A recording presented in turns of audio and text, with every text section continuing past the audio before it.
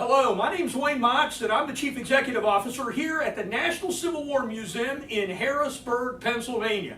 Today, November 10th, is the 243rd anniversary of the United States Marines. And we're going to talk today a little bit about Marines in the American Civil War. And to do that, I've brought in my friend and expert, Colonel Doug Douds of the United States Marine Corps, retired, a member of the faculty of the United States Army War College here in Carlisle, Pennsylvania. And Doug, we thank you for joining us here. Thank you for having me.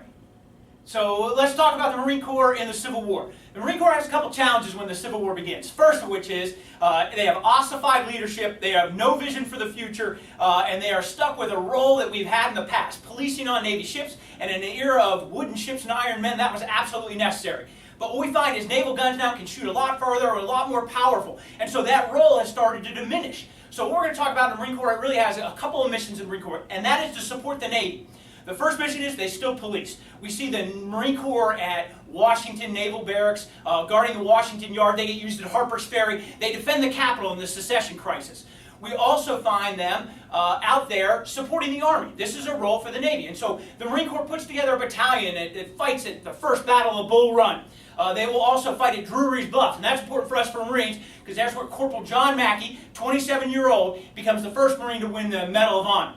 We also see them in defending against commerce raiding to protect United States trade. And in this, Marines participate all around the world. When the USS Kearsarge fights the CSS Alabama outside Cherbourg, when they capture the CSS Florida outside of Brazil, and we even go and do a drive-by shooting over in Japan. So we were even at that point global and worldwide. And then finally, of course, the United States Marine Corps is able to contribute in all of the blockading efforts all around. And all you have to do is riffle around the coast. Texas, New Orleans, Mobile, Pensacola, Fernandina Beach, Jacksonville, Charleston, down to Fortress Monroe. The Marine Corps is eminently involved in those blockading operations, serving in over 100 ships during the war.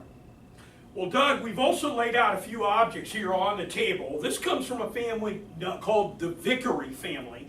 And Joseph Vickery was an officer and soldier in the 95th Pennsylvania Volunteer Infantry Regiment, and John Vickery, his brother, was in the United States Marines in the Civil War.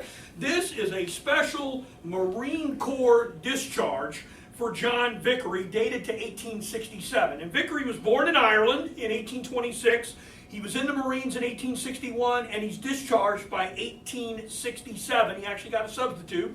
And this has the signature at the bottom of Jacob Zeeland, who is the man who, of course, adopted the globe, anchor, and eagle for use on Marine Corps uniforms. So I've never seen another Marine Corps discharge in the Civil War ever. This is right after the war for a Marine who would have been in the Civil War. And so I think it's just a rare piece that we've got here. That is awesome. And you see his name here down at the bottom. It's great because it has actually Colonel crossed out because Zeeland becomes the first general officer to be the Commandant of the Marine Corps when he takes over in 1864. He not only gives the Eagle, Globe, and Anchor, he also writes in 1872, hey, I would rather have a few good men than a high quality of inferior men. A few good men, we still use that to recruit to today.